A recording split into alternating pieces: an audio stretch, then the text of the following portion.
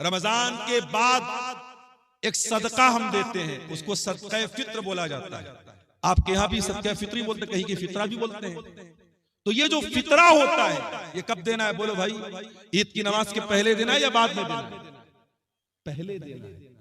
अब जरा गौर से सुनना, अल्लाह के नबी फरमाते हैं मन अद्दाहा क़ब्ल सलाती फहिया ज़कातुन मक़बूलतुन, जिसने सदक़े फित्र ईद की नमाज के पहले दिया उसका सदक़े फित्र कबूल होगा, और जिसने ईद की नमाज के बाद दिया उसका सदक़े फित्र कबूल नहीं होगा।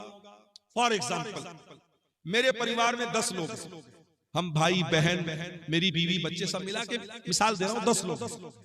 अब मान लो 2.5 किलो मुझे अनाज देना है सदक़े फित्र। अब 2.5 किलो 10 लोगों की तरफ से कितना हो गया? 25 किलो। अब मान लो ईद अगले दिन है और आज रात में मैं गल्ला लेने गया, अनाज लेने गया, दुकान बंद हो गई। अब मैंने कहा यार तो बहुत लेट हो गया, क्या करें, चलो सुबह देखते हैं। सुबह फजर की नमाज पढ़ी, ईदगाह गया, ईद की नमाज पढ़ी। उसके बाद दुकान खुली गल्ले वाले की। मैंने कहा एक काम कर भाई, तू 50 किलो अनाज दे दे, मुझे 25 देना था, मैं डबल दे रहा हूं, 50 दे रहा हूं।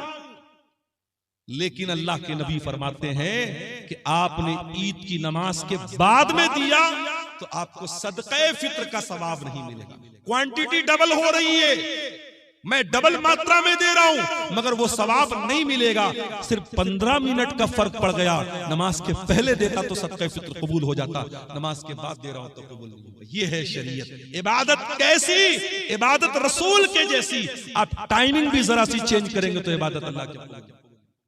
एक और मिसाल देता हूं, हमारा दूसरा त्योहार कौन सा है? बोलो भाई, ईद के बाद कौन सा त्योहार है दूसरा? शबे बारात कि मुहर्रम? ईद मिलादुन्नबी, ईद उल अज़हा, बकरीद का त्योहार। बकरीद के त्योहार पे आप कुर्बानी कब करते हैं? ईद उल अज़हा की नमाज के पहले करते हैं या बाद में करते हैं? कोई पहले करता हो तो हाथ उठाए, कोई पहले तो नहीं करता ना। अल्लाह के नबी ने फरमाया मन ज़बह क़ब्ल सलात, जिसने कुर्बानी ईद की नमाज के पहले की, जिसने बाद में की, फ़क़त तम्म नुसुकुहु, उसको कुर्बानी का सवाब मिलेगा। और जिसने ईद उल अज़हा की नमाज के पहले कुर्बानी की उसको गोश्त मिलेगा, कुर्बानी का सवाब नहीं। आप डबल बकरा ले आए, डबल जानवर ले आए, 2 करते थे 4 ले आए, लेकिन अगर आपने ईद उल अज़हा की नमाज के पहले कुर्बानी कर दी, आपकी कुर्बानी अल्लाह के कबूल नहीं होगी। इबादत कैसी? इबादत रसूल की जैसी। एक और मिसाल आपको देता हूं, हज करने जो लोग गए हैं अल्लाह उनका हज कबूल करे। जो इस साल जाना चाहते हैं अल्लाह सेहत और सलामती के साथ उनको रवाना फरमाए, और जिनके दिल में इरादा और ख्वाहिश है अल्लाह जिंदगी में उनकी ख्वाहिश पूरी फरमाए। हज में आप जाते हैं, बड़े आराम से मक्का में होटल में ठहरे हुए हैं। पहले आप गए, उमरा कर लिया, उमरा करके आराम से नॉर्मल कपड़ा पहना, आराम से मक्का में होटल में रहे। 8 ज़िलहिज्जा की तारीख आई, नबी का हुक्म है 8 ज़िलहिज्जा की जैसे ही तारीख आई, चलो हाजियो एहराम बांधो और मक्का छोड़ के कहां पहुंचो? मिना में।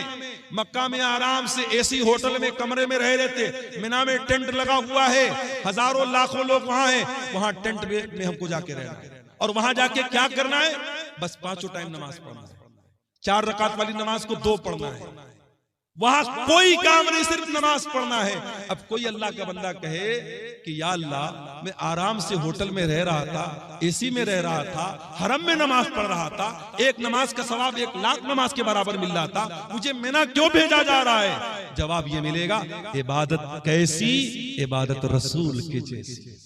दीन तेरी मर्जी का नाम नहीं है, दीन तेरी मनमानी का नाम नहीं है। जहां मेरे नबी का हुक्म है कि तुझे मिना जाना है, तुझे जाना पड़ेगा।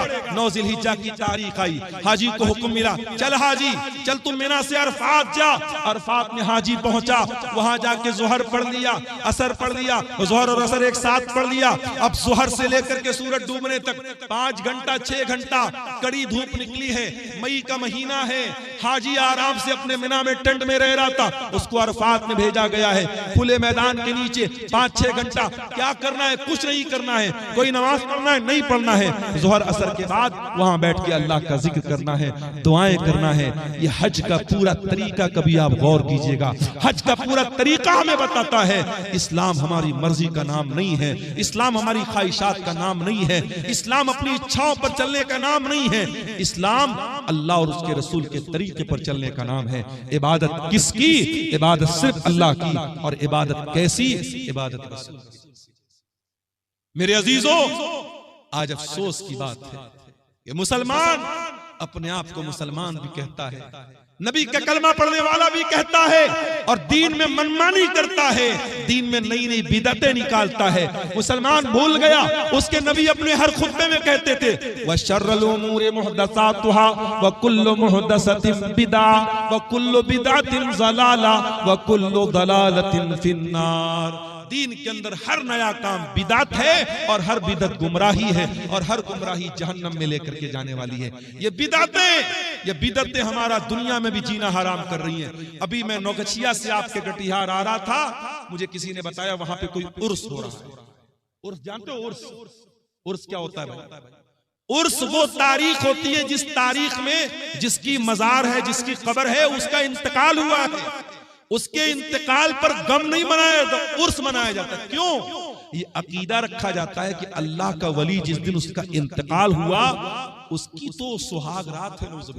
उर्स के माने, ये मैं गलत तर्जुमा नहीं कर रहा हूं, उर्स दुल्हन से बना, अरीस से बना है, गोया कि वो अल्लाह से मुलाकात कर रहा है, अपने महबूब से मिल रहा है, उसकी शादी की रात है, उस खुशी में उर्स मनाया। अस्तगफिरुल्लाह, ये है उर्स की हकीकत। और मुसलमान आज उर्स मना रहा है, पूरा नौगछिया का पूरा रोड जाम है। मेरे प्यारे साथियों, ये बिदअतें हमारा जीना हराम है।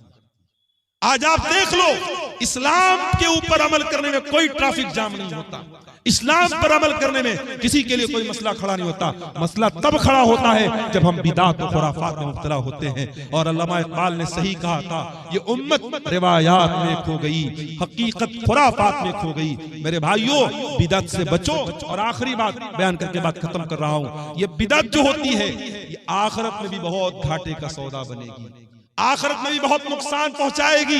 अल्लाह के नबी जब कयामत के दिन अपने उम्मतियों को कौसर का जाम पिलाएंगे तो कुछ ऐसे लोग आएंगे जिनके हाथ और पैर चमक रहे होंगे वजू की वजह से, वजू की वजह से उनके हाथ पैर चमक रहे होंगे। अल्लाह के नबी उनको कौसर का जाम पिलाना चाहेंगे, फरिश्ते कहेंगे अल्लाह के नबी आप इनको नहीं पिला सकते। अल्लाह के नबी कहेंगे ये तो मेरी उम्मत के लोग हैं, ये तो मेरे मानने वाले लोग हैं, मेरा कलमा पढ़ने वाले लोग हैं। आप फरमाएंगे क्यों इनको मुझे तुम कौसर का पानी नहीं पिलाने दे रहे हो फरिश्तों, क्या बात है? फरिश्ते क्या जवाब देंगे? इन्नका ला तदरी मा अहदसु बादक, ऐ अल्लाह के रसूल आप नहीं जानते ये बिदअती लोग हैं, इन्होंने आपके बाद आपके दीन में बहुत सारे नए नए काम निकाले हैं। जब नबी को पता चलेगा ये बिदअती लोग हैं, बुखारी और मुस्लिम के अल्फाज हैं, अल्लाह के रसूल फरमाएंगे सुहकन सुहकन लिमन गय्यर बादी, जिन लोगों ने मेरे दीन को बदल डाला उनके लिए बर्बादी हो। तो बिदअती को कयामत के दिन अल्लाह के नबी भी धक्का देके भगा देंगे, उसको न कौसर का जाम मिलेगा न अल्लाह की नजात मिलेगी। अल्लाह हम सबको बिदअत और खुराफात से बचाए।